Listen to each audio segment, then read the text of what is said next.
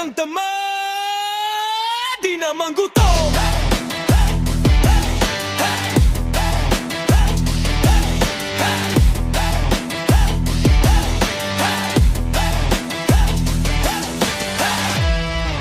May mga taong sipag ang puhunan, pero meron ding expert sa pagtatago.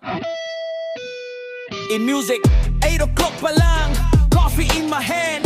Nasa office nga, pero lutang ang mind. Files sa table, hindi man lang mabuksan. Hintay ng uwian, yan ang game plan. Laging may dahilan, mamaya na yan. Habang teammates mo, pagod na ikaw relax lang, scroll sa phone buong araw. Pero pag credit na, ikaw ang unang sigaw. Woo! Hey, let's go! Lahat may hustle, lahat may mission, pero may ilan, sila nga ang vision. Kung may aasahan, iba ang gagalaw, habang ikaw nakatingin lang sa paligid. Di bale ng tamad, di naman gutom. Basta may sweldo, okay na yun. Di bale ng tamad, di naman gutom.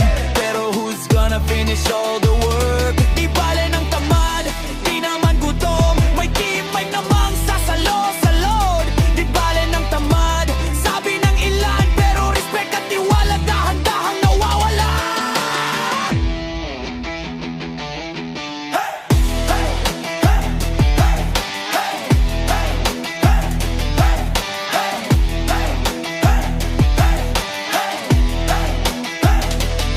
Hindi lamang sa office, kahit saan mang place, may taong laging nasa comfort space. Government man o private na kumpanya, kapag walang malasakit, lahat nadadamay na. Title o position, hindi yan enough kung ang output mo laging kulang a drop. Real service starts sa responsibility, hindi lang sa salita, kundi sa quality. Come on! Yeah. Yo, hindi sapat ang